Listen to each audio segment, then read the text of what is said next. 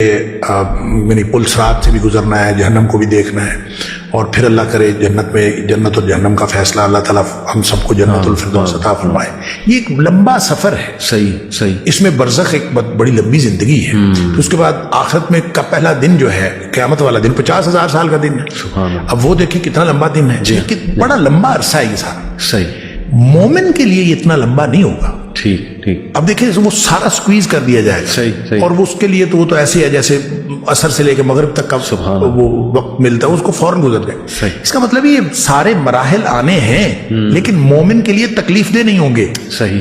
یعنی کوئی بھی مرحلہ ہوگا تکلیف دہ نہیں ہوگا۔ جب جیسے قیامت کی بات کی قرآن نے، یوم یفر المرء من اخیہ وامہ وابیہ وصاحبتہ وبنیہ لکل امرئ منہم یومئذ شأن یغنیہ۔ ہر شخص کو اپنی اپنی پڑی ہوگی، باپ بیٹا سب رشتے ختم۔ صحیح۔ لیکن ساتھ فرمایا وجوہ یومئذ مسفرہ، کچھ چہرے چمک رہے ہوں گے۔ اللہ، یعنی انتہائی خوفناک صورتحال بتا کے سبحان اللہ، بتایا کہ وجوہ یومئذ مسفرہ، کچھ چہرے چمک رہے ہوں گے، اور صرف چمک نہیں رہے ہوں گے، ضاحکۃ مستبشرہ، خوش ہوں گے اور ہنس رہے ہوں گے۔ سبحان اللہ، اس ماحول میں کچھ ہنس رہے ہوں گے۔ تو اس کا مطلب ہے مومن کے لیے یہاں تک ہی ہے ساری جو خرابیاں ہیں، اور مومن کے لیے ساری سختیاں موت سے پہلے تک ہیں۔ اللہ، جو ہی اس نے موت آنی ہے تو اس کے بعد تو آسانیاں شروع ہوگی، اور اس دن اب وہ سختی جتنی بھی ہو، جتنی مرضی سختی کا دن ہو، سختی کی صورتحال ہو، پل صراط ایون ہو، جس کے بارے میں کہا کہ وہ بہت باریک ہے، جہنم کے اوپر پل ہے، اور وہ بال سے زیادہ باریک، تلوار سے زیادہ تیز، تو ظاہر اس سے گزرنا مشکل۔ تو مومن تو وہاں سے یوں گزریں گے جیسے بجلی چمکتی ہے، تو اس کا مطلب ہے ان کو تو گزرنے کے لیے کوئی دقت نہیں ہوگی۔ بالکل صحیح۔ تو یہ ساری چیزیں آسان ہوتی جائیں گی اہل ایمان کے لیے۔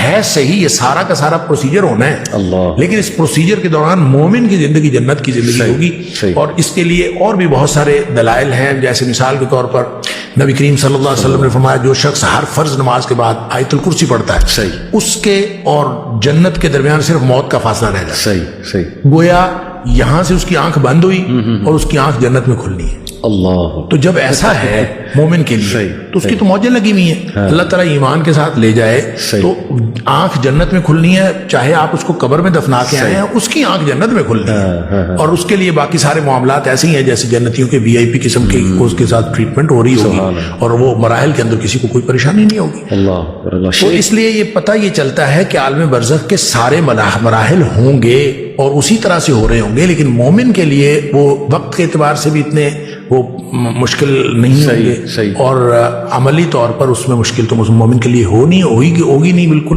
اور مومن خوش ہوگا ہر معاملے میں۔ اللہ تعالیٰ ہمیں ایمان دے، آمین۔ آپ نے جس طرح شیخ بتایا ماشاءاللہ، دیکھیں کتنی بشارتیں بھی ہیں۔ وہ پھر لوگ اکثر کہتے ہیں نا کہ یار ڈرایا زیادہ جاتا ہے اور بشارتیں کم سنائی جاتی، تو دیکھیں ماشاءاللہ آپ نے جو آیات سنائی اس میں تو ہے کہ وہ ہنس رہے ہوں گے اس دن، اور ان کے چہرے ماشاءاللہ چمک رہے ہوں گے۔ تو ہمیں تو اللہ سے دعا کرنی چاہیے ہم ان میں سے شامل ہوں، اور میدان حشر بھی آپ نے کہا آسان ہوگا انشاءاللہ ان لوگوں کے لیے۔ تو میدان حشر میں تو دیکھیں سارے مراحل ہی، حضرت عائشہ صدیقہ رضی اللہ تعالیٰ عنہا سے نبی پاک صلی اللہ علیہ وسلم نے یہ فرمایا کہ عائشہ جس کا حساب کتاب شروع ہو گیا نا تو وہ پکڑا، وہ بچ نہیں سکتا، جس کا حساب شروع ہو گیا وہ بچ نہیں سکتا۔ تو حضرت عائشہ صدیقہ رضی اللہ تعالیٰ عنہا نے پوچھا اللہ کے رسول صلی اللہ علیہ وسلم پھر حسابا یسیرا سے کیا مراد ہے؟ جو قرآن نے کہا فَيُحَاسِبُ حِسَابًا يَسِيرًا، وَيُحَاسَبُ حِسَابًا يَسِيرًا، وہ اس کا حساب بالکل آسان لیا جائے گا۔ نبی کریم صلی اللہ علیہ وسلم فرمایا عائشہ وہ حساب نہیں ہوگا، وہ تو صرف پیشی ہوگی، بس سامنے ایک دفعہ پیش کیا جائے گا اور اس کے بعد کہا جائے گا جاؤ، بس اتنا ہی، اعمال کا حساب کہاں۔ تو یعنی مومن کے لیے سارے مراحل ہی آسان ہو جائیں گے انشاءاللہ۔ تو اللہ تعالیٰ ہم سب کو ایمان دے، پھر یہ چیزیں اور چینج ہو جاتی ہیں۔ آمین آمین۔ اچھا ایک سوال شیخ بہت کرتے ہیں لوگ کہ عذاب روح کو ہوتا ہے یا جسم کو ہوتا ہے یا دونوں ایٹ دا سیم ٹائم؟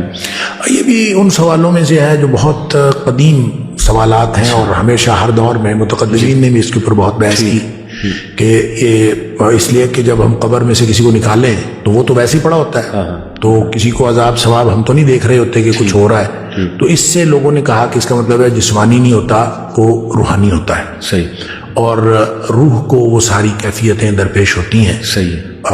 مسئلہ اصل میں یہ ہے کہ جیسے مثلا یہ بھی تمثیل کے طور پر بیان کیا گیا کہ مثال کے طور پر جب ہم خواب میں ہوتے ہیں تو خواب میں اللہ تعالیٰ معاف فرمائے سانپ ڈس لے، ہاں جی تو ہمیں جو سانپ ڈسنے کی تکلیف ہوتی ہے خواب میں وہ تو پوری ہوتی ہے، بالکل بالکل ٹھیک ہے، بالکل یہ تو بعد میں پتہ چلتا ہے کہ وہ خواب تھا، ٹھیک ہے. تو اسی طرح اگر صرف محض روحانی طور پر ان کو دکھایا جائے کہ آپ کو سانپ ڈس رہے ہیں اور بچھو ڈس رہے ہیں اور اس طرح سے ہو رہا ہے، بظاہر وہ آرام سے پڑا ہوا ہے، فزیکلی وہاں پہ بچھو سانپ کوئی نہیں ہے، تو تکلیف تو اتنی ہی ہے. سبحان اللہ، بالکل بالکل صحیح. مطلب اگر اس کو تو بعد میں پتہ چلتا ہے، جیسے وہ خواب میں تو بعد میں بیدار ہو جاتے ہیں، وہاں تو بیداری کوئی نہیں ہے، وہاں تو وہ بیدار ہو چکا ہے، بیداری کی حالت میں ہو رہا ہے. کچھ لوگ کو نائٹ میں آتے ہیں پسینے چھوٹے ہوتے ہیں اور وہ بلکہ چیخ رہے ہوتے ہیں، رو رہے ہوتے ہیں نائٹ تو میں. یہ کیفیت جو جس کو اللہ کریم نے عذاب کہا ہے وہ تو عذاب ہے.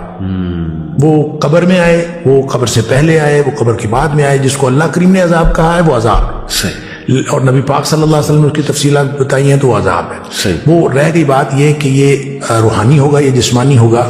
اس بحث کو ہم یوں کلوز کرتے ہیں کہ اگر روحانی ہو جی تو پھر اس میں اتنی حیرت والی کیا بات ہے؟ بالکل بالکل ٹھیک ہے. حیرت تو اس وقت ہوتی ہے جب یہ جسمانی ہو.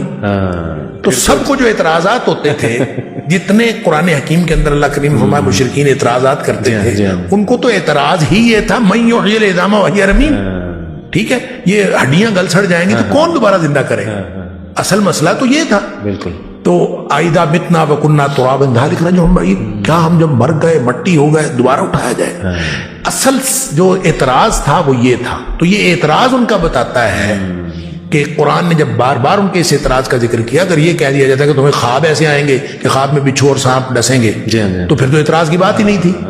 تو اعتراض بنا ہی اس وقت جب یہ حشر اجساد کی بات ہوئی کہ جسم دوبارہ زندہ ہوں گے اور جسمانی ثواب یا عذاب ہوگا. جنت میں جائے گا تو جسم جائے گا اور جہنم میں جائے گا تو وہ بھی جسم جائے گا. عالم برزخ کے اندر بھی جو عذاب ثواب ہوگا، جو عذاب قبر کے اندر عذاب ثواب ہوگا، وہ سارا کا سارا جسم کو ہوگا. بالکل صحیح، بالکل صحیح. بہت جامع آپ نے بتایا، جزاک اللہ. یہ جو کہا جاتا ہے کہ جب انسان کو نیند آتی ہے اور سو جاتا ہے تو اس کی روح، ظاہر ہے قرآن میں بھی ہے کہ اللہ سبحانہ تعالیٰ اس کی روح کچھ دیر کے لیے وہ آ جاتی ہے اوپر. تو وہ اگر خواب دیکھتا ہے کسی مرے ہوئے شخص کو تو کیا وہ برزخ میں جا کے روح ملاقات کر رہی ہوتی ہے؟ نہیں، کوئی ضروری نہیں ہوتا. اچھا. دیکھیں، دکھایا جانا ہے نا. صحیح. تو دکھایا جانا ایسے بھی ہو سکتا ہے کہ آپ کو وہاں لے جا کے دکھایا جائے. صحیح صحیح. یہ بھی ہو سکتا ہے کہ آپ اس کو وہاں سے لا کے دکھایا جائے. اور یہ بھی ہو سکتا ہے کہ نہ آپ کو لے جایا جائے نہ اس کو لایا جائے، تمثیلی انداز میں آپ کو دکھا دیا جائے. صحیح. تو اللہ تعالیٰ جب ہر چیز پر قادر ہے، ان اللہ علی کل شیء قدیر، تو اس نے دکھا دیا تو وہ اس کے لیے ہمیں یہ بحث کرنے کی ضرورت ہی نہیں ہے کہ ہم وہاں گئے یا وہ یہاں آئے. صحیح صحیح. بحث تو تب ہو جب ہم نے دیکھا نہ ہو. تو ہم نے دیکھا ہے.